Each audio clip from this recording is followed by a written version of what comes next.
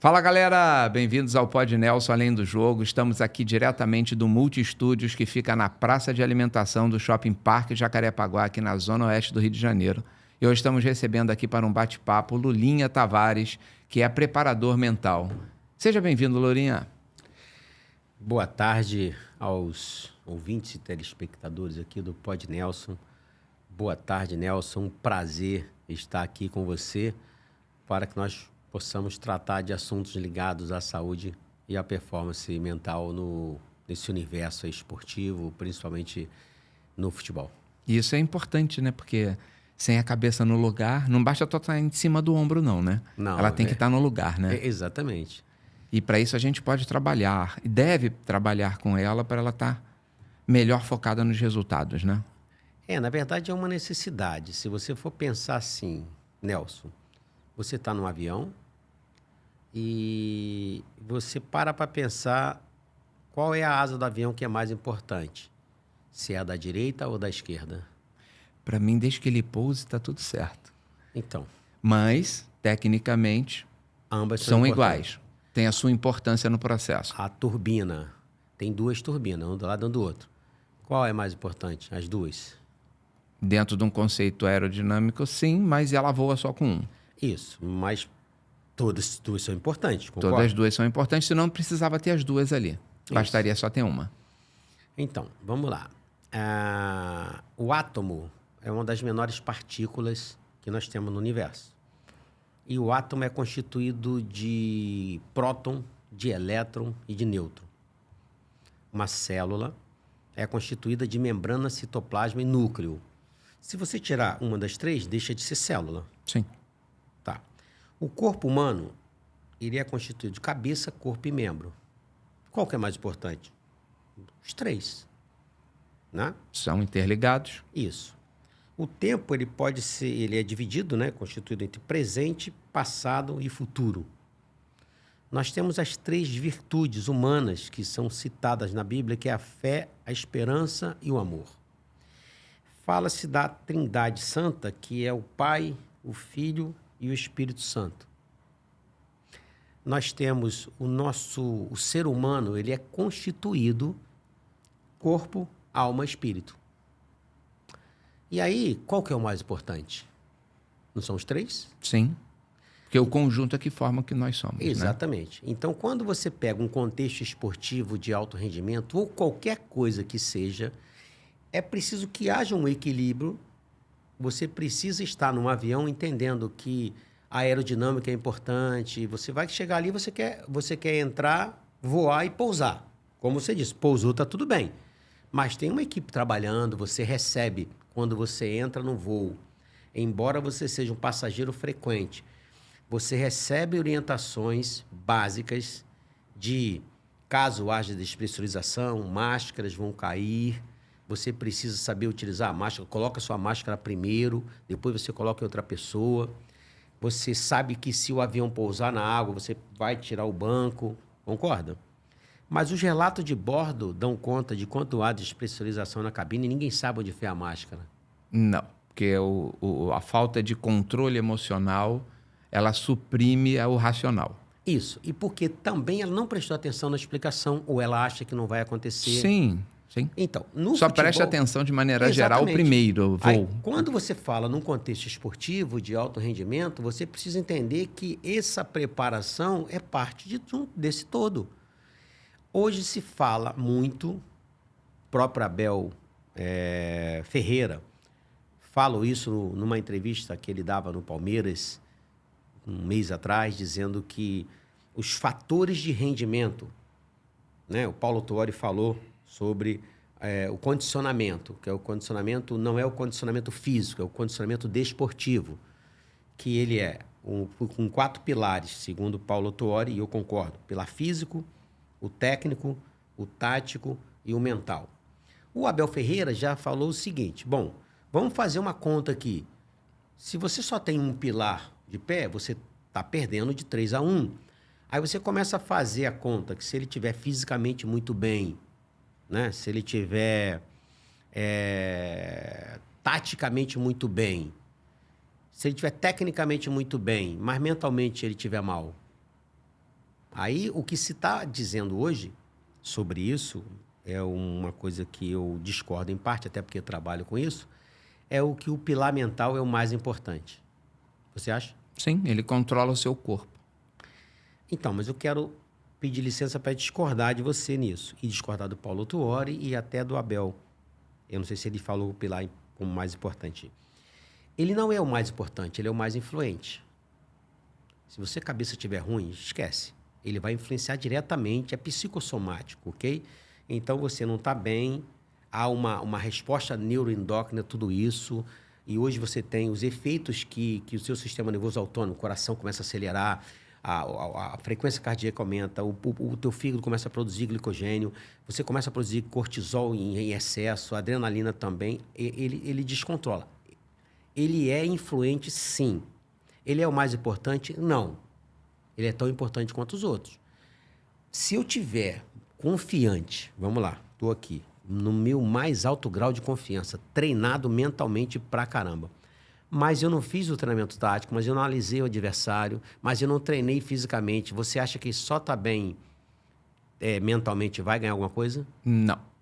Se eu estiver bem mentalmente, eu venço? Na realidade, se tem pilares é porque eles são importantes. Isso, é isso, eu quero chegar aí. Então, se eu estiver muito bem, eu vou enfrentar o José Aldo, eu vou enfrentar o Vitor Belfort, eu vou enfrentar o Anderson Silva. Não, estou bem mentalmente, vem cá. Não, eu tenho que treinar. Senão eu morro. Isso, exatamente. Mas eu garanto que o pilar mental é o mais negligenciado. Sim, só se trabalha corpo no aspecto físico, técnico e tático. No caso específico do futebol. Até se trabalha o mental, mas de uma maneira muito dissociada da necessidade, ou seja, muito longe da necessidade que é. Porque Então, não é focada para o alto rendimento e para o resultado. que na verdade... É focado na pessoa, na individualidade dela, seria isso? Não, eu acho que a visão que se tem da parte mental, historicamente, é que você tem super-heróis, então você tem o atleta, ele é o símbolo de um herói, ele é o símbolo de alguém que representa um povo. Então, se você pegar o conceito de guerreiro, tem vários conceitos de guerreiro, é alguém com habilidade para o combate, que ocupa o lugar central de um povo e tem como característica lealdade, coragem e honra. Esse é um guerreiro. E aí você pega os heróis de guerra, você pega os países historicamente que têm os seus guerreiros, os seus representantes, esses caras não falham. Esses caras não podem falhar, eles têm superpoderes. Aí que está o erro. Não é permitido, né? Não é permitido. Errar ou falhar. Isso. E são seres humanos. Então, e aí é que entra a grande falha conceitual, é de entender que essa parte, você tem dois caminhos seguindo juntos. O caminho da saúde mental, e onde eu respeito com todo carinho, de verdade, tudo que tem sido dito pelos grandes nomes do esporte em relação... Vamos tratar da saúde mental do atleta, Cara, saúde mental é uma coisa, performance mental é outra. Então, quando você chega no alto rendimento, cara, você pega um atleta hoje, para ele chegar no campo de treinamento, ele passa por quase 1 hora de um protocolo, onde ele tem um mapa de calor, onde ele vai medir. Cara, ele passa por todo um processo até ele chegar no campo de treino. Que é a última etapa. Isso é só um detalhe para ele no dia a dia. Isso. O campo. Então, você tem todas as métricas, você tem os departamentos, é um corpo multi-interdisciplinar trabalhando para esse cara ficar ali pronto. Você sem força, sem velocidade, sem intensidade, sem oxigênio no cérebro, sem o teu corpo funcionar perfeitamente em alta intensidade, com muita velocidade, com muita especificidade, você leva isso ao extremo. E você faz isso tudo para alta performance. Se você vê de equipamento que tem hoje para o preventivo de um atleta e para o pós-treino, você tem uma câmera hiperbárica, você tem a câmera de gelo, você tem uma que o Cristiano Ronaldo tinha comprado, uma esteira que veio da NASA. Ok? Você tem tudo isso de maneira mais avançada. Ela diminui a gravidade. Isso. Você tem até os trabalhos cognitivos que pensa que os aparelhos, eles precisam ter os processadores rápidos para você processar a informação. Isso imita o nosso cérebro. Sim, o conceito de desenvolvimento é baseado no nosso cérebro, funcionamento mental. Exatamente. Então, hoje já se vê atletas treinando a parte cognitiva, musculatura ocular, nível de concentração. Tudo isso é treinado. De respostas rápidas a reações Exatamente. e emoções. Outro dia eu vi um vídeo que estava um atleta da NFL e um piloto de Fórmula 1. E eles estavam verificando um do outro o tempo de reação com a bolinha de tênis. Segurava quando soltava. Sim. Cara, o tempo de reação que tem no piloto de Fórmula 1 é muito rápido. Diferentemente de um atleta da NFL. O futebol está chegando num nível de velocidade de jogo, de intensidade, que o cara precisa disso. Isso é treinado. Sim. Então, tudo isso são demandas novas que precisam ser treinadas. A parte mental também. Aquilo que coordena tudo isso é a mente consciente. E tudo isso, Nelson, é treinado. E você só muda, segundo Albert Einstein, e eu concordo com ele, você só resolve um problema, uma situação, quando você está num nível acima. Então você está com um problema, para aí, pensa um pouquinho, vem alguém, pensa com calma. É simples demais. A gente pode ter essa resposta no Waze. Você quer ir em algum lugar. Você coloca ali. Aí você coloca, ele está de cima e ele vai falar assim, ó, vai por esse caminho, por aqui tem engarrafamento. Sim, está dizendo a melhor rota. Então. Ele tem uma visão diferenciada da nossa. Isso. O que Albert Einstein disse e eu concordo. Você só consegue solucionar um problema ou você soluciona melhor um problema num nível acima. Quando você olha de cima o problema. Isso. Aí tem um dos homens que desenvolveram a PNL, chamado Robert Dilts, que ele criou os níveis neurológicos de Dilts. Quer dizer, na verdade, desenvolveu. É como se nós fôssemos um iceberg. Quando você ouve a frase assim, aquilo ali é só a ponta do iceberg, o que você entende, Nelson? Que, na realidade, tem uma grande parte que não está aparente. Isso. Então, é como se nós fôssemos um cone invertido, uma pirâmide, ou um iceberg. Ali é a ponta do iceberg. Olha que coisa legal, como isso tem a ver com alta performance e como que profissionais que trabalham no esporte precisariam saber disso. Bom, o primeiro nível é o nível do ambiente. Tudo começa por um bom ambiente. Para que tudo se vá bem, você precisa ter um ambiente funcionando bem, concorda? Sim. Vamos trazer isso para o futebol, o corpo do atleta. Tem que estar bem, tem que estar legal. O ambiente de trabalho. Tá, você sabe que o futebol, quando o time ganha, é céu e inferno. É isso aí. Amor, ódio e paixão, tudo misturado. Então, aí você percebe que o ambiente muda de acordo com o resultado. Tá, mas o ambiente é um nível neurológico. É um nível básico. Tá? É o mais simples, é o local aqui. Então, aqui é um lugar muito legal. Eu estou vindo aqui pela 5ª vez. Cara, olha que ambiente. Então, aqui você está vendo as pessoas passarem, as pessoas te vendo num shopping, uma coisa diferente, uma proposta diferente. Então, o ambiente contribui para que você dê resultado. Sim. Você tem um alcance muito melhorado porque o ambiente ao seu redor favorece isso. Então, beleza. Então, o nível do ambiente é o primeiro nível. Acima do nível do ambiente é o nível do comportamento. Porque é o teu comportamento que vai dizer como vai ser o ambiente. Tem pessoas o seu comportamento influencia o todo. Diretamente. Então, tem pessoas que chegam num lugar que parece que chegou uma nuvem negra ali. Desestabiliza tudo. Tem ou não tem? Tem. Tá. Tem pessoas que chegam no lugar e a paz chegou junto com ele. Sim. Tá. Pelo comportamento dessa pessoa. Um atleta precisa aprender a lidar com isso porque, de acordo com o comportamento dele, por exemplo, o Guardiola é mestre em tudo que eu estou falando. Quem viu o documentário do City agora e vê os últimos resultados... Fica maluco, né? Exatamente. Então, ele sabe... É como se tivesse... Ele consegue dosar. Isso aí. Então, ele faz o ambiente. Michael Jordan fazia muito isso, quem vê o documentário lá, o arremesso final, ele fazia isso no ambiente de treino. Então, ele queria fazer o ambiente ficar competitivo, ele fazia. Estimulava isso. Isso. O Kobe Bryant fazia isso também bastante. Então, você faz um ambiente, tá bom, com o seu comportamento. Tá. Quando você tem esse conhecimento, fica fácil. Acima do nível do comportamento vem o nível das capacidades. Quanto mais capaz você for, melhor você vai ter o comportamento, ou um comportamento melhor você vai ter, Aí entra do profissional ser capacitado, você estava falando da sua história como profissional, de como que toda a sua vivência e toda a sua capacitação te balizou e te forjou para você ser o que você é. Então, você se capacitar, você buscar conhecimento, conhecereis a verdade vai te libertar.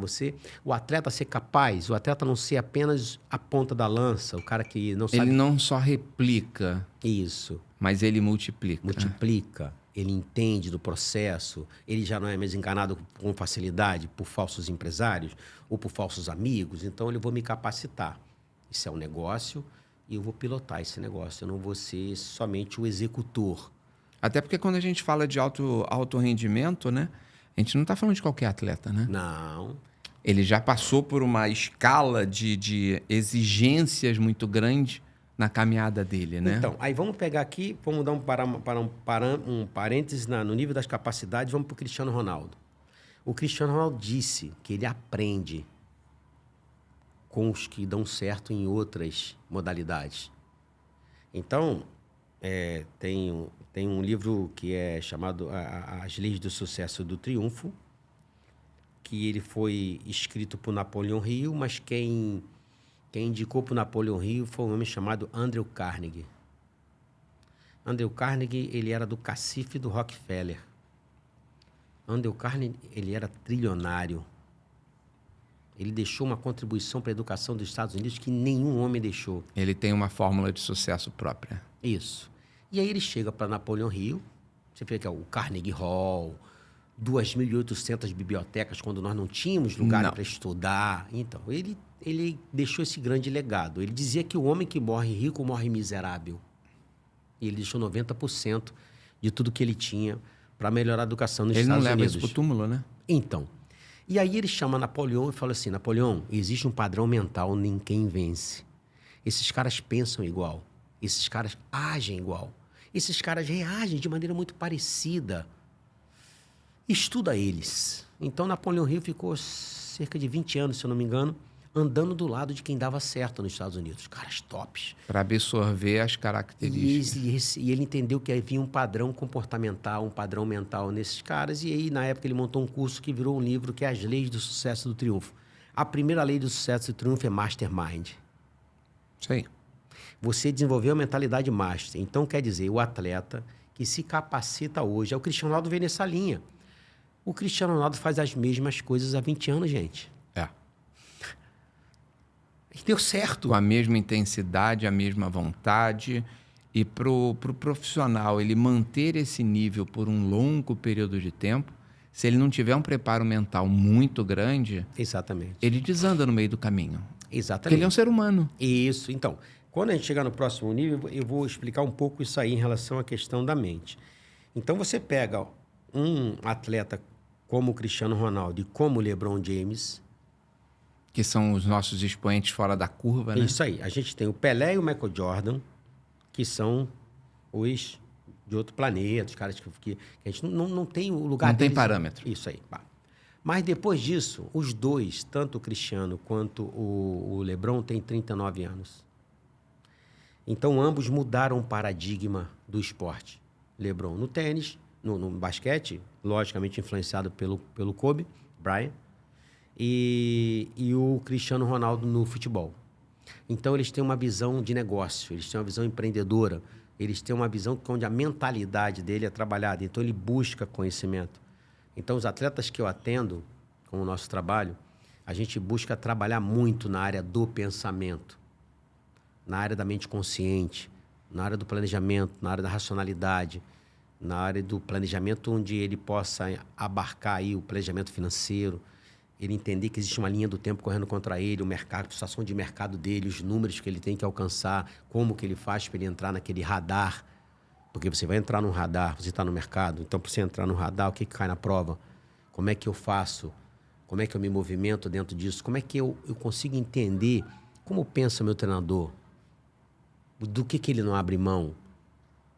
Como é que eu vou me adaptar ao formato dele, Isso. não ele ao meu? Isso, é você entender assim... que é o trabalho mais difícil do treinador. Então, é uma premissa do Guardiola. Tipo assim, a jogada é sua, mas o jogo é meu. É isso aí. Você é uma peça dentro da engrenagem. Então, eu penso o jogo, você pensa a jogada. Então, ele entender que isso é inteligência emocional. Isso tudo a gente trabalha no nosso trabalho. A gente está no nível das capacidades. Acima do nível das capacidades, Nelson, vem o nível de crenças e valores.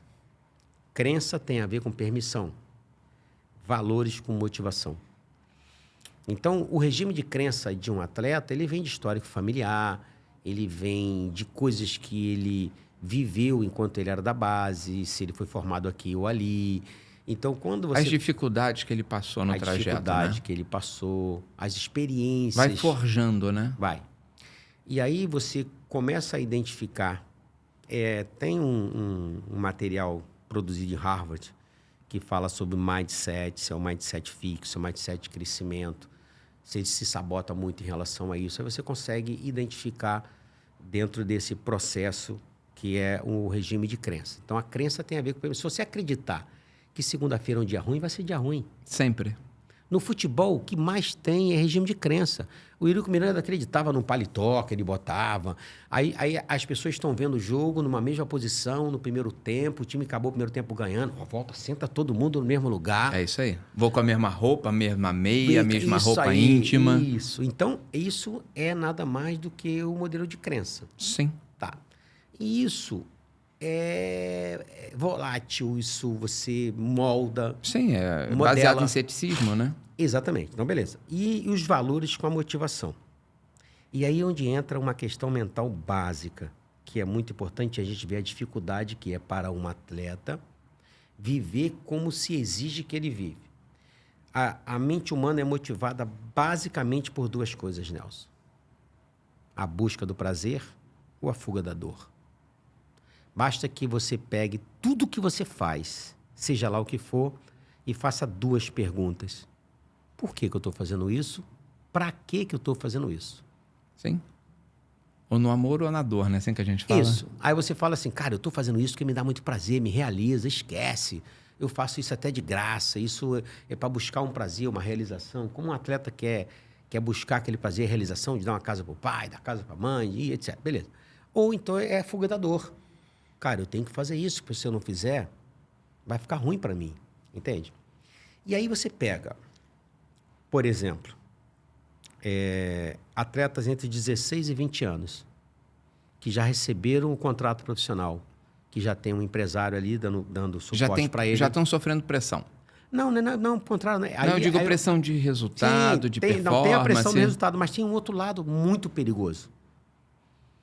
O Arsene Wenger, que é o diretor global de futebol da FIFA, que foi 22 anos técnico do Arsenal, ele divulgou um dado interessante. 67% dos atletas da elite, entre os 16 e 20 anos, aos 21 anos, estão fora do futebol. 67% da elite. É um número muito alto. Fora do futebol, não é em time pequeno. Fora do futebol. E aí ele foi falando de um perfil psicológico desses atletas, que eles foram investigar e tal, de que eles tinham dificuldade em ter resistência na motivação e de intensidade na motivação. Aí é um indicador. E aí, como que eu vou ter resistência na motivação, que é o motivo da ação, se eu não tiver dificuldade, que essas dificuldades são tiradas em algum momento, aí você pensa assim, um menino de 17 anos que está na seleção sub-17, ele está no clube dele, como um Flamengo, um Palmeiras, um Corinthians, seja lá qual for, está ouvindo falar na Europa, está ouvindo falar em contrato alto. Já tem outros objetivos. Ele está numa bolha. Ele está numa ilha, ele está numa bolha. Jamais ele pensa, ou os pais, ou os empresários, ou quem está perto, cara, olha só, esse caminho é um caminho para poucos. A realidade é que você vai precisar ter minutagem, você vai precisar isso aí. Ter envergadura, você pode precisar ser emprestado para ganhar minutagem. Não se trabalha com essa realidade. E aí, como ele já tem um salário alto, ele já encontrou o prazer. Como ele já tem um contrato longo, ele já não foge da dor. Por quê? Ele acha na cabeça dele, tem um contrato de 4 anos. Esse menino já está ganhando 30, 40, 50 mil. Tem um gatilho no contrato que ele foi para a seleção que jogou o salário para 70, 80. Então, desmotivou. Ele não está com a motivação ele não está com o nível de preparação adequado para quem vai enfrentar as feras, que é o profissional, a pressão da torcida. Que é outra realidade. E aí ele chega esperando, né, com a primeira. E tem um outro grave erro que acontece com isso. Ele tem a falsa sensação de que já está pronto. Sim, e quantos atletas a gente já não teve até como você falou da seleção sub-17, ao longo da história, né, eu posso falar dos 30 anos que eu tenho de futebol, a maioria cai no ostracismo. Isso. Vai para uma seleção de sub-17, vai até para o Mundial sub-17. Quantos conseguem virar a chave e chegar numa seleção principal? Ou quantos conseguem virar a chave e ter crescimento depois? Que você chega, não, ele é fulano, ele jogou na seleção sub-17. Então, olha como... você conta nos dedos. Então, aí de uma das mãos. Você olha como a falta de informação sobre o ponto de vista mental causa de dano num ativo tão caro que é um jogador de futebol. Certeza. Então, por você não ter essa informação sobre a mente, o próprio processo acaba induzindo isso. Porque eu estava olhando outro dia, e eu acho que esse dado é real, nós temos cerca de 265 milhões de jogadores de futebol hoje, dados da FIFA. Num tempo, estava lendo. Tá. Que fazem parte da elite, ou seja, tops. Menos de 0,01%. Sim. Que é o percentual de que ganham acima de então. X valor. Então, mas desse 0,01 entre os 16 e 20 anos, 67% são descartados. Tipo assim, é uma matéria-prima muito valiosa, que poderia valer uma fortuna. Sim. E que são descartados não por problema de LCA. Lesionou, está fora da atividade. Faz parte um percentual, sim, mas não é a grande maioria. Isso. Grande parte deles foi pelo despreparo. Muitos caem em queda livre e não conseguem levantar. Não. Vários atletas que eu tenho experiência de trabalho já de muito tempo, eu já passei de 3 mil atletas. Vários atletas eu vi em queda livre e consegui levantar. E qual que deu mais trabalho? Na verdade, assim... Porque a resistência ela vem muito da origem de cada um, né? As dificuldades educacionais, familiares, a base. A gente vive de tudo um pouco. A gente vê um comportamento de atleta que, às vezes, quem está pagando o trabalho para ele é o empresário. Quem está impondo o trabalho é o pai. Hoje, na minha carteira de atletas, eu tenho grupos de empresários que contratam. Nós temos uma empresa de São Paulo, que é a BMS, que é visionária e que trabalha os pais, os atletas, mentoria para os pais. O ambiente, né, onde ele está inserido. Faz trabalho de mentoria com os pais, aí ele separa parte do grupo de atletas dele, e aí eu faço trabalho individualizado com esse atleta. Aí dá tempo de você trabalhar na mente do menino, mostrar para ele na prática. Aí é que entra o trabalho que é individualizado. Sim. De você mostrar para ele na prática, se ele realmente sonha com aquilo ali e quer transformar o sonho dele em uma conquista, ele vai precisar fazer muito mais coisas que ele não gosta. E aí, quando ele toma consciência disso, muda a maneira dele pensar em relação a isso. Então, o que é mais para tudo na vida, quando você tem certeza que você sabe, quando você acha que você... É a pior coisa que tem no ser humano. De uma maneira geral, você se basta. Então, a humildade intelectual, ou seja, a vontade de aprender, o Cristiano Ronaldo sempre teve, muitos atletas não têm. Isso pode vir da sua natureza. Então, o dinheiro, ele só potencializa quem você é. Sim, ele não altera. Então, você perguntou da dificuldade. Então, já várias dificuldades do atleta não entender que aquilo é momento dele estar ali, tipo assim, cara, tá bom. O melhor momento é o momento da dificuldade. É o momento onde o atleta está fragilizado, onde ele vê que realmente não dá para ir sozinho nesse sentido, na parte mental. E aí ele começa a virar o quadro. Mas hoje, eu tenho essa notícia boa, é que a gente tem muitos meninos, não são poucos, com a mentalidade do Cristiano. A gente tem aí... Mas ele gera uma referência para eles. Então. É um espelho, né? Então, a minha alegria... Isso é legal. É muito legal. A minha alegria é que eu tenho visto hoje atleta de 13, 14, 15 anos, cara... Querendo ser igual o Cristiano Ronaldo. Exatamente. E isso para o futebol brasileiro é excelente. A gente vai ver isso daqui uns 10 anos. Sim. 5 anos, sabe? Eu falo isso pro atleta que eu atendo, que tem 24, 25. Irmão, olha pro teu retrovisor. Tá vendo uma geração aí voando baixo, meu amigo. E é rápida. E vai te atropelar. Essa passagem é rápida. Exatamente. Então, eu atendo um menino de 14 anos, que ele faz trabalho de core, que ele faz trabalho... A alimentação dele é completamente regrada, que ele faz o trabalho mental. Isso o Real Madrid já interessou nele, já estava aí buscando... E se não fizer esse treinamento, como é que ele vai aceitar na juventude? Ter regra para comer. Exatamente. É um sacrifício que Então, exige emocionalmente para uma criança. Nossa. Por isso que eu digo, a questão de saúde mental é uma coisa, a questão de performance mental é outra. Concluindo os níveis neurológicos, eu vou chegar aí, você tem esse nível de crenças e valores. Crença tem a ver com permissão e valores, com motivação. Acima desse nível é o nível da identidade. Aí onde é um desafio do nosso trabalho, você perguntou se o que é pior, o que não é pior, são indivíduos. Cada um com as suas particularidades. O que o Ancelotti fala? Eu não sou treinador de jogador de futebol, sou treinador de pessoas. O Guardiola faz um trabalho muito personalizado. O Fernando Diniz também. Eu admiro muito o trabalho do Fernando Diniz. Sob o ponto de vista do gerenciamento de equipe, de pessoas. É um cara que tem uma mente brilhante para o futebol e que tem esse olhar voltado para isso, como outros treinadores, Abel Ferreira, que tem esse olhar. Então, quando você fala da identidade, você fala de personalidade. Quando você vai para a personalidade, tem pelo menos 9 tipos de personalidade diferentes. Cada uma com sua característica, com seus pontos positivos, pontos negativos. Como é que reage no conflito? Como é que esse cara lidar com a crítica? Como é que esse cara lidar com a pressão? Quando o treinador tem esse conhecimento, sabe, cara, eu vou trabalhar um todo, uma equipe é um corpo em movimento. Eu posso criar um padrão comportamental para essa equipe, é o que o Guardiola faz. Sim. Ele identifica as lideranças, potencializa aquelas lideranças e o resto ele linear. Isso, exatamente. Lineariza. Isso aí, que às vezes a língua dá um trabalho. Exatamente. Então, Nelson, o Guardiola trabalha isso com muita excelência. Além de um estrategista de campo, de tático, essa parte toda que ele tem, cara, mentalmente ele é um avião. Cara, é admirável o trabalho que o Guardiola faz. E aí, ele consegue olhar para a pessoa e tirar o melhor daquela pessoa, ok?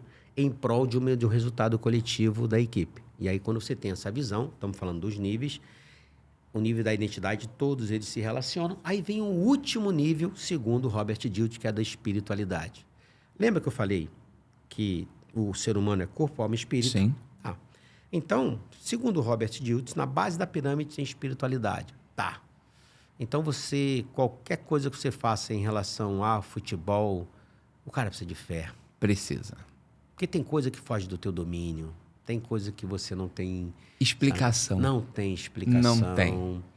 Então, assim... E você tem que acreditar nisso. Exatamente. Então, você tem uma espiritualidade que quando você está alicerçado nesse pilar, você suporta a curva. É como se Sim, aquela questão da resiliência. Isso aí. Que é vinculada à sua fé, né? Exatamente. Então, a fé, conceito bíblico de fé, certeza daquilo que você espera, a prova daquilo que você não vê. Então, você nesse caso, no futebol acontece muito isso. Você não vê para crer, você crê para ver. O que esses meninos fazem, sem evidência nenhuma, não tem explicação, né? Não tem explicação. Quando você vê a história do Júnior Santos, esse menino com 20 anos de idade, 21 anos de idade, era servente de pedreiro. E daqui a pouco, em um ano, você pega qualquer especialista do futebol, pega um fisiologista, pega um médico curva, do esporte, né? pega um preparador físico.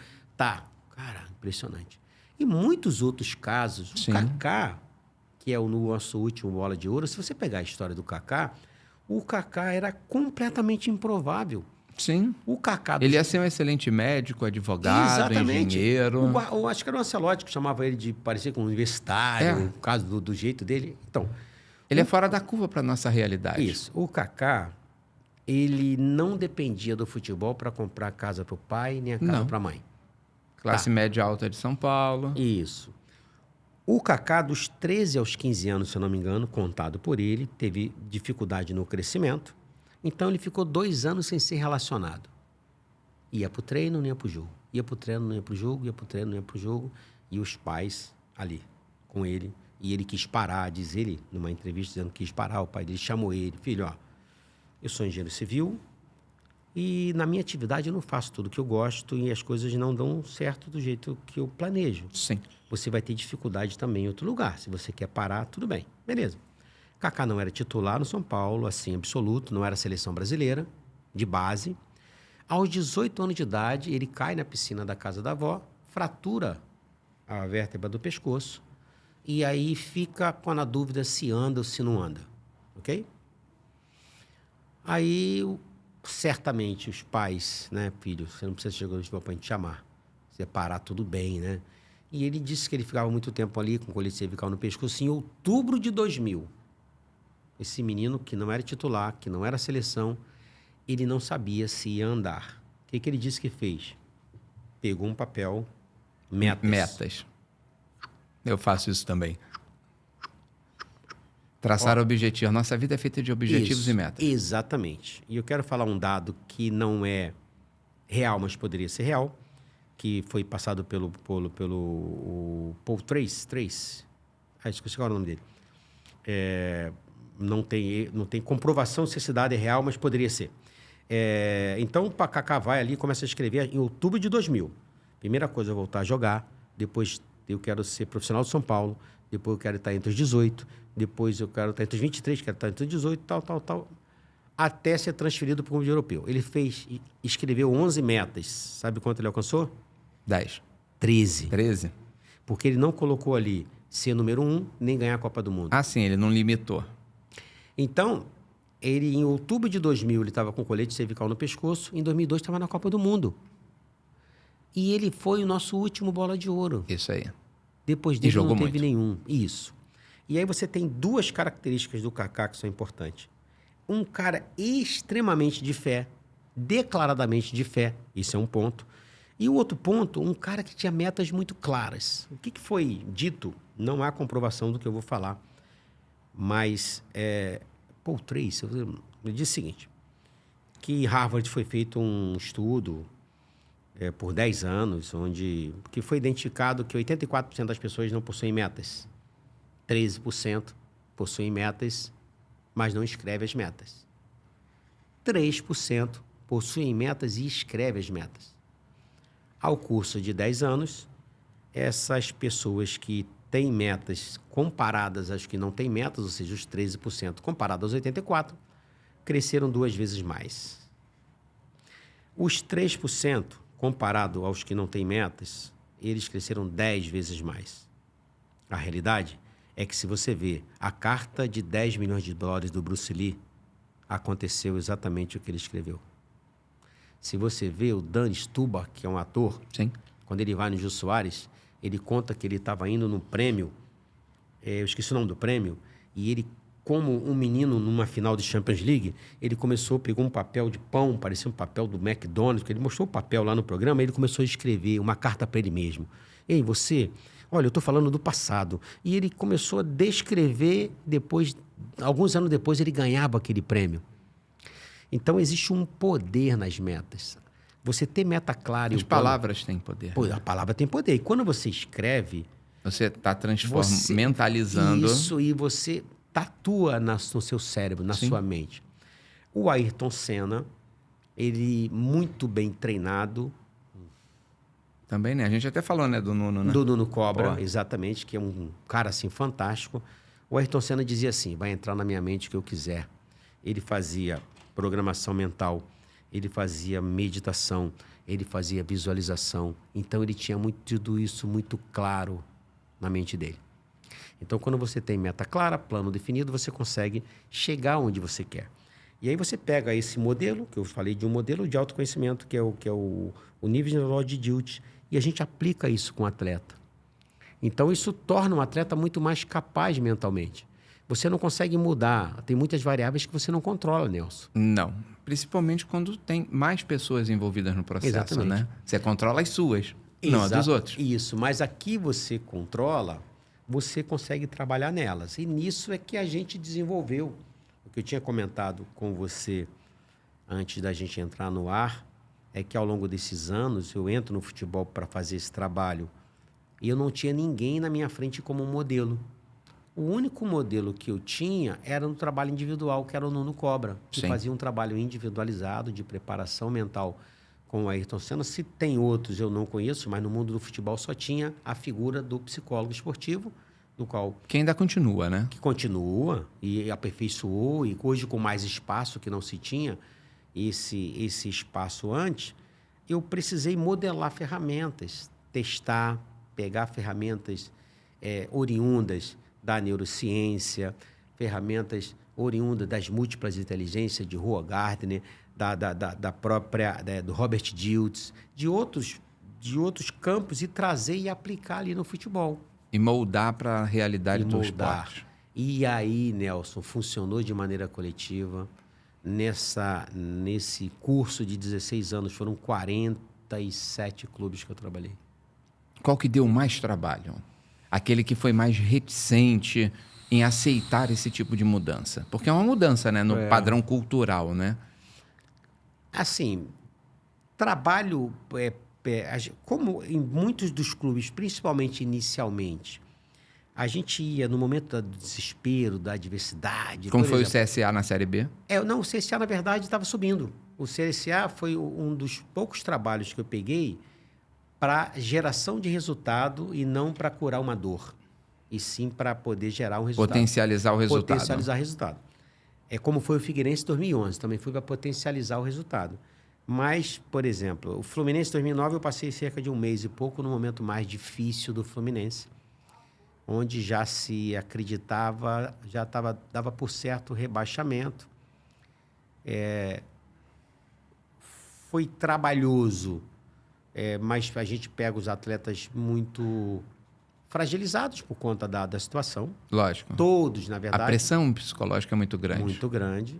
Eu lembro que na época já tinha um atleta que tinha dado entrevista dando como certo o rebaixamento.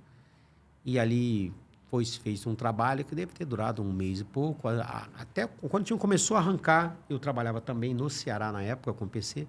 Então eu fiz um trabalho paralelo entre o trabalho do Fluminense e o trabalho do Ceará.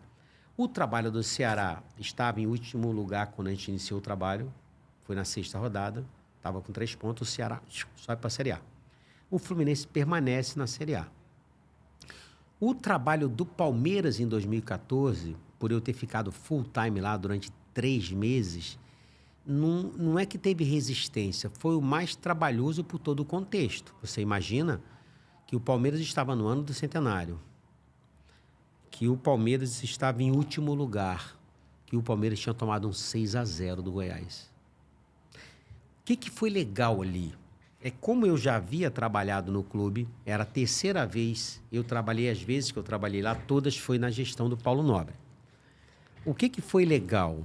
Alguns atletas já me conheciam, que eu tinha passado lá no ano anterior, e o principal jogador na época, que era o Valdívia, o mais questionado, né? Eu amava, odiava o Valdívia. É isso aí. O futebol já é assim, né? Então. É de extremos. O Valdívia, temperamental, daquele jeito dele, genial, com a bola nos pés, ele veio para mim procurar para o individual. Antes disso, talvez você é contemporâneo a mim, não sei se você via desenho animado. Imagina. Se você via Caverna do Dragão. Sim. Mestre dos Magos. Sim. Lembra que ele aparecia? Que nunca acabou, né? Fizeram uma final aí, mas... Beleza. Então, antes, quando eu encontrava com o Valdívia nos treinos, no dia a dia, eu fazia trabalho em grupo com os atletas, sempre viajei para jogo, acompanhei em concentração, vestiário de derrota, vestiário de vitória, eu estava ali, porque eu precisava ser visto como alguém que fazia parte, como alguém que estava ali para os momentos difíceis.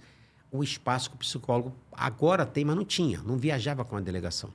Ficava no clube, no seu espaço. Eu sempre fiz questão de estar junto, perdendo ou ganhando. Aí eu encontrava com o Valdívia ali nos trabalhos coletivos e volta e meia na mesa, sentava com ele, conversava. Ele nunca tinha chamado para o individual, mas eu brincava com ele assim, eu falava, Jorge, o nome dele é Jorge, uma cabeça boa conserta um corpo ruim. Uma cabeça ruim destrói um corpo bom.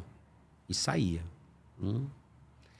Nessa última vez que o time... Foi fazendo mentalização com ele. Exatamente. Dessa última vez que o time tomou um 6-0, eu lembro quando eu cheguei no CT, dei de cara com o Fernando Praz. Ele tava assim, Lulinha, nego não te chama para um churrasco, né?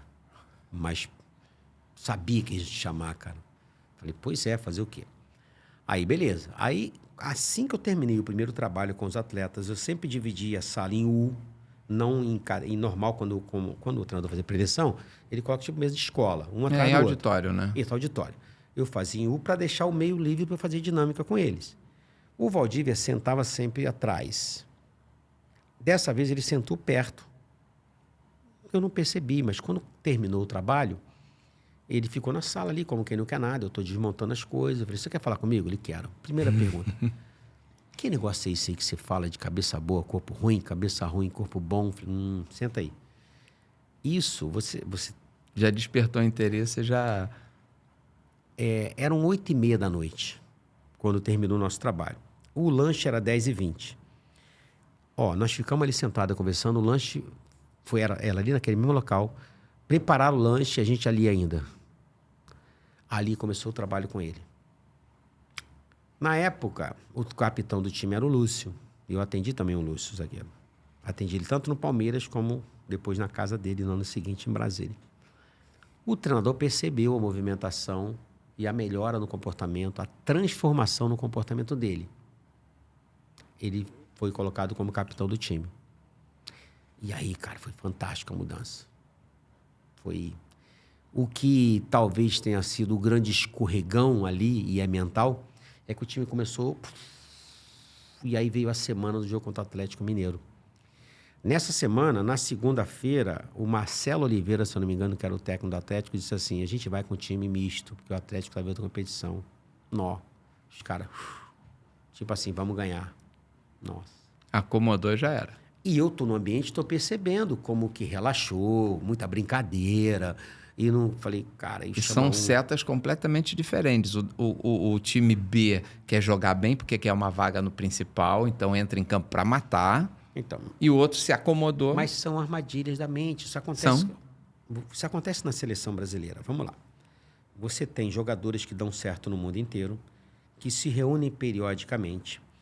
E essa reunião periódica, ela é, às vezes, para jogar uma eliminatória sul-americana, onde o Brasil é melhor. É tipo estadual. Sim. Os clubes grandes no estadual. Eles vão ali se condicionar, coisa e tal. Estou pensando no brasileiro, no Libertadores. Claro que se não ganha estadual da crise, mas ele não... Beleza. E aí o tempo vai passando. E ele vai ali para os encontros dele, ele vai fazer qualquer coisa, mas ele não vai focado ali em preparar o time. Não. Nos amistosos, aquela coisa. Fazer amistoso contra time médio, não sei de onde. Quando faltam 2 meses, vamos focar. Não dá, irmão. Não rola. Então, esperar facilidade somente aumenta a dificuldade. Se você estiver realmente focado, isso aconteceu com o Palmeiras. Está indo bem, está ali, ó, naquela pegada. E eu lembro que eu fiz uma dinâmica com eles naquela semana, que era assim, faca nos dentes, corda no pescoço. Falei, cara, vocês já mudaram a história do clube. Se vocês livrarem, como no Fluminense 2009, falei, cara, vocês já estão na história. Sim. Se cair, estão na história. Se livrar, estão mais na história ainda. O time de guerreiro não é o 2010, que foi campeão. O time de guerreiro é o 2009. Isso aí. O termo time de guerreiro, o cântico time de guerreiro, surgiu em 2009. Então, naquela semana, relaxou. E aí, por mais que você chame a atenção... O destino prega peças, né? Não, por mais que você chame a atenção, você fica igual o Caça-Fantasma, lembra? O Caça-Fantasma fica... eu, hein? Aí tu fica o chato da história. Fica. Fica o pai que não tá vendo que o filho vai quebrar a cara. E ali naquela semana, o time do Atlético veio com 4 volantes, eu lembro. Perdeu em casa o Palmeiras 2-0, 2-1, sei lá, e foi horrível. Dali em diante, foi um sufoco até o final. Então, sob o ponto de vista mental, houve um escorrego ali, mas é parte. Mas foi o que, eu vou dizer para você, eu vivi uma vida ali em 3 meses. É bem intenso aquilo. Você imagina, foi quando inaugurou o Allianz Parque. O Palmeiras não seria o mesmo Palmeiras se tivesse caído em 2014. Então, enfrentar uma Série B 2015, a história seria outra. E ali, alguns atletas se destacaram nesse pilar mental. O Fernando Praz estava voltando de lesão. Eu lembro que eu pedia o Praz para ele ir na concentração. Olha só, ele estava fora da relação, ele ainda estava lesionado, recuperando. Eu falei, cara, você é um cara representativo. Mas pela liderança é importante. Ele ir lá, ele levar uma palavra. Não é ir no jogo, que o atleta costuma, que não está relacionado, muitos vão no jogo, vão no vestiário. Mas ele ir na concentração, véspera de jogo, Na preparação. Podendo estar jantando com a família. Porque quando você não está no contexto do jogo, para que você está ali? Cara, e ele se dispunha a ir. O Marcelo Oliveira, que era o menino lateral esquerdo, depois foi pro Grêmio, também ajudou muito. O Valdívia foi um... Sabe? E outros jogadores, assim, foram uns 5 ou 6 jogadores que foram realmente os que arrancaram sob o ponto de vista dos atletas. Fora o trabalho do treinador. Né? Foi, assim, fantástico para poder o Palmeiras se manter. Então, nesse sentido, foi o mais trabalhoso de todos, foi o Palmeiras 2014. Mas isso é importante. Agora, vamos mudar um pouquinho aqui. Deixa eu te fazer uma pergunta. Você não quis ser jogador de futebol, não? Então, na verdade, meu sonho era ser jogador de futebol.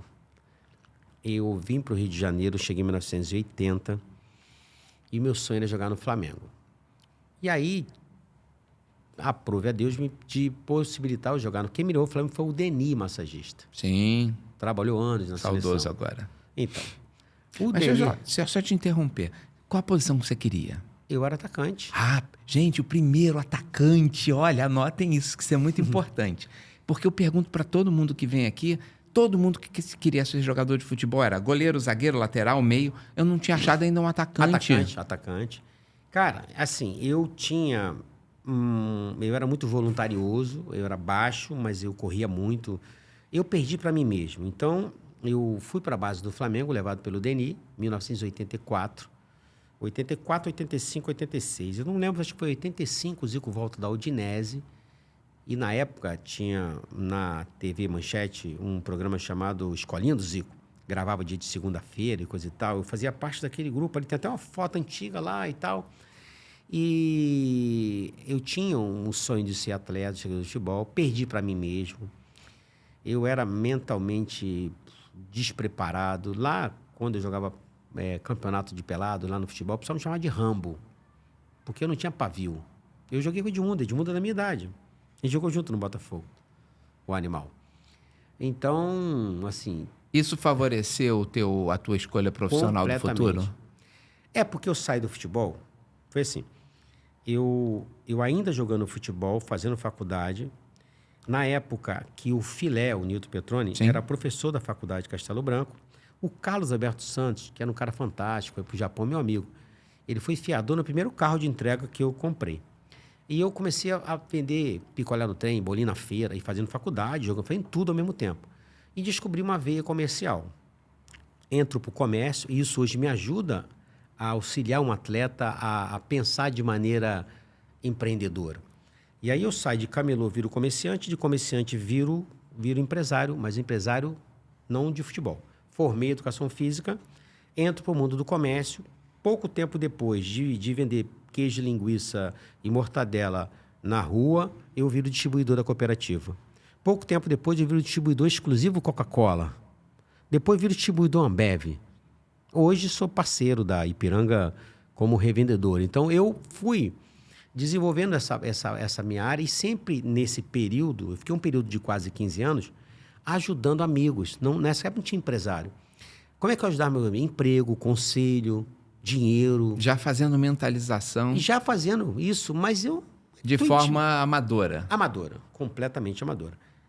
No meio do caminho eu me converto e a gente estava fazendo um trabalho dentro do presídio. A gente tinha um projeto no presídio, era no Bangu 7, no Nelson Hungria. E ajudando o pessoal na questão da recuperação da... A gente tinha um projeto que era transformar e que era ajudar a ressocializar.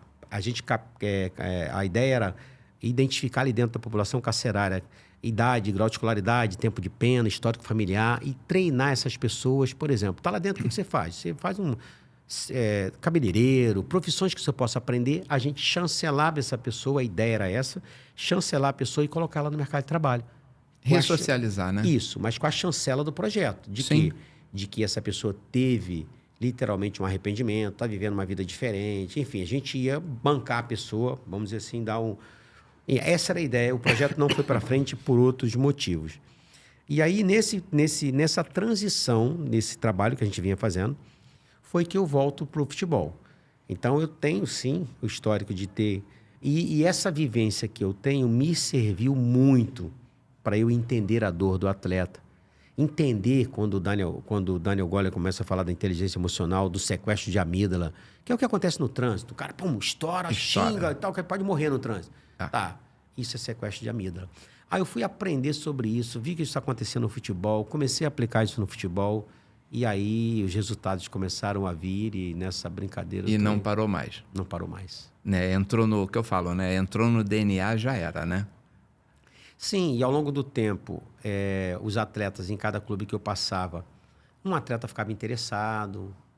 E olha, eu era contratado do clube, estava na reunião da comissão técnica, o atleta sabia que eu estava ali, e muitos atletas, por confiança, começaram a se abrir. Que às vezes o atleta estava estressado com o treinador, estava estressado com o clube, com o dirigente. Precisava de uma válvula de escape. Isso. E aí ele começa a se abrir. E aí ele gosta, ele interage, conta para outro, fala para outro. O maior crescimento do meu trabalho individual foi boca a boca. Assim. Agora eles não confundem muito com psicólogo, não? Na verdade, Porque acaba meio que interagindo as duas coisas, né? Isso, exatamente. Não dá para separar, né, a cabeça. Porque o ser humano o cérebro, indissociável. Ok. Então, ele vem muitas das vezes por uma dor e ele encontra o caminho da alta performance, ele encontra o caminho do treinamento mental. Então, hoje, a gente tem uma equipe interdisciplinar, onde, vamos imaginar, você tem um fisioterapeuta e você tem um preparador físico. Sim. Ambos trabalham na musculatura. Um treina, o outro trata. Isso aí. Ao mesmo tempo. Então, o cara tá ali treinando, gastando, estressando a musculatura dele, vai lá pro recovery, faz o trabalho, vai para faz a manipulação. Faz a regeneração. Faz a regeneração. É o tempo inteiro. Então, você precisa de trabalhar em conjunto. Então, hoje eu trabalho em conjunto, faço parte de vários staffs, onde nesses staffs tem o psicólogo e tem o meu papel, o meu trabalho. Crianças, quando me procuram, pais, quando me procuram, ele já está com atendimento de uma psicóloga, de uma terapeuta. Continua. São trabalhos paralelos, são trabalhos que se completam, entende? Então, você hoje tem o treinador tático. Cara, você tem um analista de desempenho. Hoje em dia é tudo segmentado. Então, e você tem o treinador tático, tem as empresas hoje que pegam as informações do atleta, o jogo dele tático e treina ele. Vai ter uma reunião com ele de 1 hora, onde ele vai analisar o jogo dele ali, a movimentação dele, ok? Então, ele tem o técnico dele, ele tem o treinador tático, ele tem o preparador físico dele. Então, ele tem o fisiologista, ele tem, tem um atleta, que é um menino que é do Atlético Paranaense, que eu atendo já há algum tempo, que ele faz o Pilates desde os 11 anos de idade. O menino não lesiona, cara. Então, você tem aqui, você tem a massoterapia, você tem a quiropraxia, você tem a fisioterapia. Então, os trabalhos são complementares, não existe disputa. Elas somam, não dividem. Eu nunca abri frente de disputa em lugar nenhum contra a psicologia. Pelo contrário, o ser humano é psicológico. A gente está falando das asas. Sim. Então, você vai pescar. Pescar não é terapia, mas é terapêutico. É isso aí. Entende? Então, a minha esposa é terapeuta. Então, hoje a gente tem o que a gente chama de MR3 Academy, que é a academia da mente. Onde você treina, onde você trata, onde você precisa passar por um processo terapêutico. Então, o atleta, quando está se recuperando, ele vai ficar ali na fisioterapia. Tem vários profissionais trabalhando, além do fisioterapeuta ali. Então, está trabalhando para ele, beleza. Só que no futebol, você tem que consertar o avião com ele voando.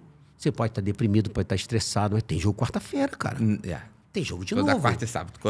Exatamente. Domingo, é isso aí. E aí é céu e inferno muito próximo. Então, você tem que lamber tua ferida e tem que seguir. E vamos embora. E aquilo que eu falei com você. Você chega, por exemplo, numa universidade e o aluno da universidade não sabe língua portuguesa. Ele fala assim, amigo, aqui não é lugar pra você aprender isso. Você tinha que aprender lá atrás. Aqui o pau quebra. Isso aí. Então, faz um cursinho. O cara chega no profissional sem saber nada da parte mental. Aí você tem que ir no beabá com ele. Cara, aqui, ó, senta aqui. Vamos começar do zero. Isso. Você vai alfabetizar, de certa forma, Sim. alguém que vários, não são poucos os atletas, onde você pergunta, você já teve alguma experiência de ter feito algum trabalho mental? Na anamnese a gente faz essa pergunta. Ah, tinha psicólogo lá no clube, lá, tá. E aí, você conversava? Ah... Não tem nem noção do que fazia. Exatamente. Falei, então... Aí eu começo a perguntar, vem cá, em algum momento a sua mente... Você tem certeza que a tua mente te ajudou? Lembra de um momento, ele lembra. Você teve algum momento onde a tua mente te atrapalhou? Você falou assim, cara, eu não tô com cabeça para nada. E você teve a certeza, embora você não teve o diagnóstico... Mas você que ela teve a influenciou no teu certeza que resultado. influenciou? Tenho. Ah, teve tal situação. Falei, então, em algum momento você parou para treinar isso, entender que isso pode ser treinado? Aí você mostra, né, alguns atletas, como eles pensam. A parte mental é muito importante. Eu falei, então, se é muito importante, por que a gente não minimamente treina ela? E aí o atleta passa a dar importância e você passa a treinar esse atleta. Isso é, como é que eu vou dizer? É desassociar a sua vida esportiva do restante do universo, né? Isso aí. Você tem que focar só naquele teu ambiente, sabendo que as outras influenciam no resultado, mas você focar naquele trabalho específico de alto rendimento ali que você tem. Vamos pensar aqui, Que Nelson. é tenso você desassociar todo o teu universo para só focar naquele trabalho ali que você precisa. Não dá para fazer sozinho, na realidade. Então, só que aí você trabalha esses pilares como a parte da questão familiar, as decisões que você toma junto à família, porque muitos se mudam de país, o tempo com qualidade que você destina para o seu filho, ok? Essas coisas a gente trabalha com os atletas que a gente tem um trabalho com recorrência, que é a visão 360, ok? É dele... Ou seja, você é o centro do teu universo. É isso aí. E aí você vai coordenar essas ações, lidando com todo mundo, mas para que você esteja pronto ali, no momento do jogo, não tem jeito, vão te cobrar resultado, você não vai mudar isso. Então, você não muda alguns conceitos, alguns paradigmas do futebol, você convive com ele. O que é fato, Nelson?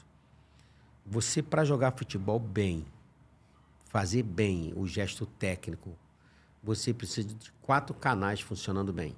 Eu preciso ver, ouvir, sentir e imaginar. Tá. Para isso, você precisa estar o corpo e a mente no mesmo lugar. Tá. A maioria só está o corpo, né? Exatamente. Aí a gente percebe daqui de fora. Percebe. Então, vamos lá. Nós não temos como estar em outro lugar agora. Não somos onipresentes. Nós só podemos estar aqui. Agora, a mente, ó, vai no passado, vai no futuro, vai aqui, vai ali. Eu já cansei de ver preleção de treinador. A atleta tá sentado ali, o cara tá explicando, a cabeça dele tá longe. Aquilo que a gente fala, tá viajando. Ixi, a cabeça dele tá aqui, porque ele tava falando com alguém aqui, aí ele tá aqui, resenha, resenha, resenha. Ó, tô descendo ali, não pode entrar com o telefone, resenha. Daqui a pouco a gente continua. A cabeça dele tá ali. Aí tá lá. Ó, seguinte, o cara vai bater escanteio, primeiro pé trocado aqui, ó. Tá vendo, fulano? Uhum. Tá. No jogo acontece. E ele não processa. Isso. Porque ele não absorveu. Isso. Então, o que a gente faz com o atleta? A gente primeiro dá consciência dele disso, da necessidade que ele tem, dele treinar a mente dele, dele fazer um trabalho. A respiração, ela é a melhor amiga e a principal aliada. Respiração consciente, trazer a mente para dentro do corpo, porque ele precisa dele no jogo. O atleta corre muito, pega pouco na bola, se movimenta, fica tempo sem a bola. Ele precisa estar atento. E aí esse cara, acontece muito isso. Como eu te falei, já fiquei muito tempo dentro de clube. Passa a semana inteira com a cabeça em outro lugar, treinando não necessariamente no nível que tem que treinar, no nível de concentração que tem que treinar. Aí quando chega no vestiário, aí ligado, hein? Ligado, quero todo mundo ligado. Ligado em quê? Se você não prestou atenção, se a bola parada que tu estava treinando, tu estava brincando, se na hora que o treinador estava ali fazendo, lá, os caras passaram a semana inteira estudando, projetando para mostrar para você e tu estava ali. Tá, aí não vai rolar do jeito que tem que rolar. Aí acontece o erro. Entende? Então hoje a gente vê atletas muito mais preparados nesse sentido. Você vê goleiro, o goleiro estava com a garrafinha, onde tinha os batedores aqui, onde ia bater. As informações. As informações. Hoje está muito mais, assim, com a tecnologia, com muito mais informação acessível, né? Para todos eles, né? Então, hoje você tem muito mais equipamento, muito mais profissionais, só que o nível de exigência está muito maior. Muito. Então, Porque a competitividade aumentou muito mais. Sim. Está muito mais nivelado, né? E a gente vê no topo da pirâmide lá, no alto rendimento mesmo, onde o índice de erro tá diminuindo muito. O nível de assertividade, você pega um jogo da Premier League, da Champions, tu perde uma bola, tu toma um gol, cara. Não É isso aí. Então é tudo... Eu tive a felicidade de estar assistindo outro dia presencialmente jogos da Premier League. Tá louco, meu. É uma Libertadores melhorar. Tem falta não, meu. Não. Pau quebra. Não tem essa de ficar caindo. Caído não. Não tem essa de cai. A competitividade é muito grande. É uma competitividade, uma velocidade. A bola... Porque o tempo que ele demora para se recompor numa queda, aquilo que você falou, é o gol do adversário. É isso aí. Então, o nível de concentração hoje exigido, a velocidade da bola, a velocidade do jogo está muito grande. Então, os níveis de cobrança são muito altos. Então, o nível de preparação tem que ser muito adequado a isso. E a parte mental, hoje está se desvelando, hoje tem muito mais gente procurando, se interessando. Com conhecimento de causa, você pode muito bem ajudar os atletas, e isso a gente tem buscado cada vez mais ter mais informação adequada no nível que ele possa entender para dar o resultado que eles precisam. Isso tem sido a nossa missão ao longo desses anos. Que maravilha, Lulinha. E infelizmente, o nosso tempo está já no limite aqui, gente. Passa muito rápido quando a gente está conversando e a conversa é boa. Mas me fala uma coisa para a gente poder, assim, não vou dizer encerrar, porque a gente nunca encerra, né? Uhum. A gente só fechar com chave de ouro. Me fala só uma coisinha aqui. Daqui a 10 anos, como é que você acha que está a profissão, né, em relação ao nosso esporte aqui, master, que é o futebol? Como é que você espera que ela esteja daqui a 10 anos? Bom, na verdade, a gente está no momento agora de uma virada. Eu tenho falado isso com amigos, com pessoas ligadas ao futebol. A gente está aí com uma geração nascendo para o futebol. Eu digo uma geração de meninos de 10, que são esses que daqui a 10 anos a gente vai ter uma geração que procura a preparação mental. A gente vai ver mais profissionais capazes, capacitados, ver completamente inserido. Então, se você visse a fisioterapia quando o Newton Petroni surgiu indo ajudar o Romário lá na Holanda, e foi uma guerra entre a medicina esportiva e a fisioterapia. E hoje você não vê o futebol ser fisioterapeuta. Não. Mas ele pagou o preço. Sim, alguém teve que ser o precursor, então, teve né? ele, depois o Fábio Marcelo, aquela turma toda. Então, esse paradigma mudou. Então, eu vejo um momento de mudança de paradigma e de naturalização da atividade. Ou seja, cara, é natural como qualquer outra coisa. Então, eu vou treinar minha mente como eu treino. Então, essa página vai estar virada e mais profissionais, departamentos em clube, ok? Como já tem alguns departamentos, o departamento hoje não é mais departamento médico, é departamento de performance. É multidisciplinar. E é multi-interdisciplinar. Então, eu vejo que daqui a 10 anos nós vamos ter atletas mais bem preparados de um âmbito geral, famílias mais bem preparadas, mas isso tudo seguindo esse caminho. E aí eu volto a dizer que a preparação mental não é só para o jogo dentro de campo, é para o jogo da vida. E aí a gente trabalha o seio familiar, todos aqueles envolvidos diretamente com o atleta, para que ele, sim, a atividade dele, ele consiga alongar a atividade dele e ele consiga ter uma independência financeira e ele também cria um legado, ou seja, dali outros atletas venham mais preparados. Então, eu vejo uma perspectiva boa em relação ao futebol brasileiro daqui a 10 anos. E passa também por essa mudança de mentalidade, de mindset. Que legal. Obrigado, Lulinha, pela sua presença aqui, tá?